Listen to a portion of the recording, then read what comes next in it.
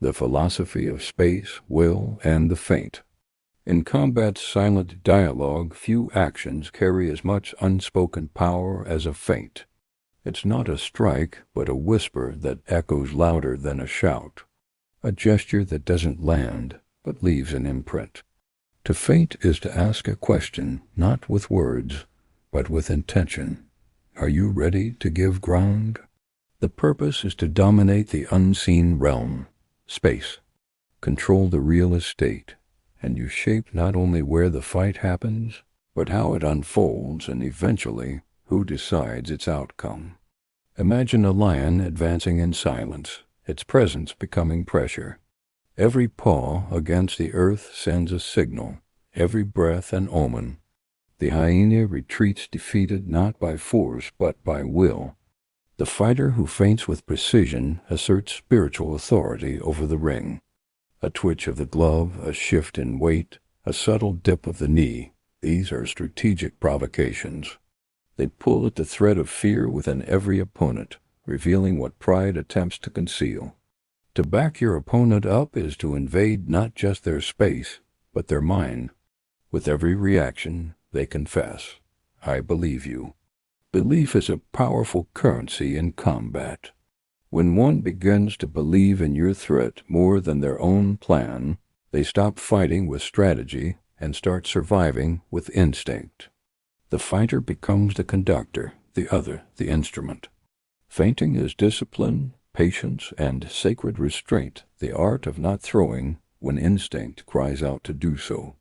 It's understanding that presence, posture, and potential often matter more than performance. You gain predictive power as their reactions become patterns. Patterns are the beginning of strategy. If every time you shift your shoulder, your opponent retreats, that movement becomes a key, and behind that door lies opportunity. Feinting becomes the foundation of control, leading a dance where the opponent is your mirror, puppet, and echo. The ancients believed in chi, the invisible energy flowing between combatants. They understood that not all victories begin with contact. Some begin with posture, stillness, subtlety, and the suggestion of violence rather than its execution. The man who can make another man move without touching him, he is the true warrior. When you step forward and feint, you're shaping the terrain, altering the rhythm, and bending your opponent's mind into compliance before a single shot is thrown. Control is not granted, it is taken, often long before fists ever fly. Philosophical refrain: a feint is not a trick. It is a declaration of intention that forces the other to reveal their fear.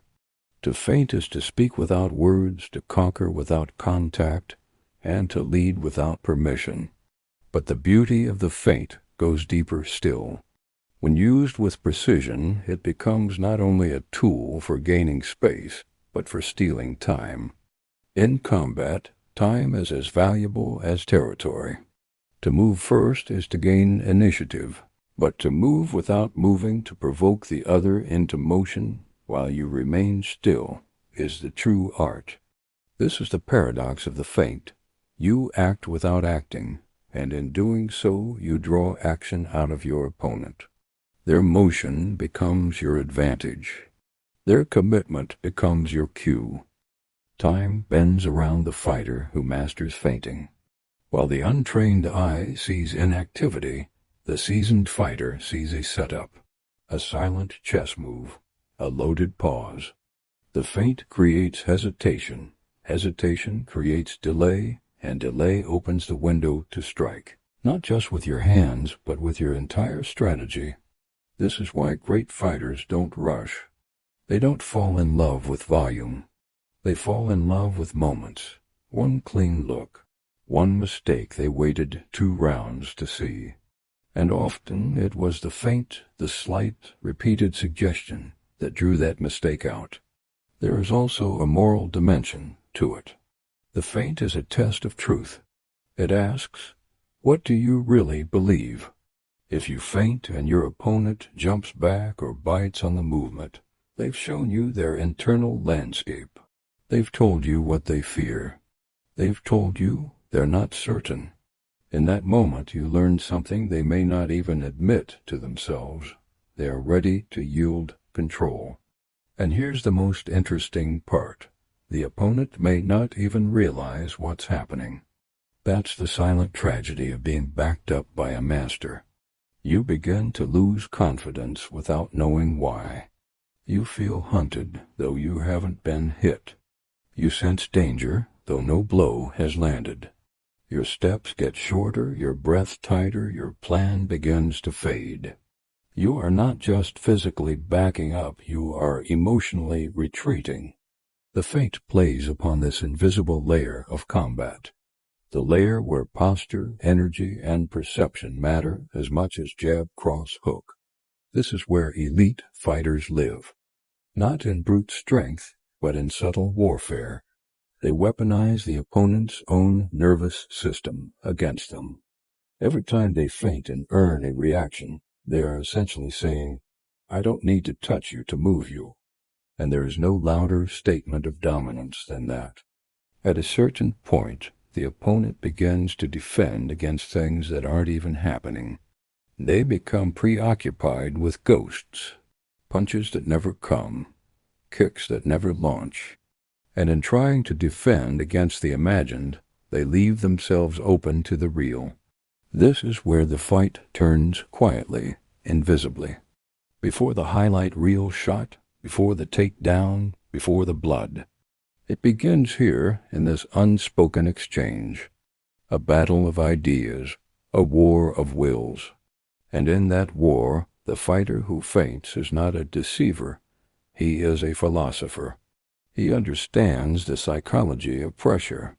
He understands how fear can shape movement. He knows that the body follows the mind, and the mind can be led with a whisper. So when you step into the ring, into the cage, into the fire, understand the power you carry when you feint. You are not just threatening violence. You are reshaping the terms of the fight itself. You are not reacting. You are not chasing. You are not guessing. You are guiding. You are reading. You are writing the next page. A feint is not the absence of a strike. It is the strike before the strike, the breath before the storm, the pressure that cracks the foundation long before the wall falls.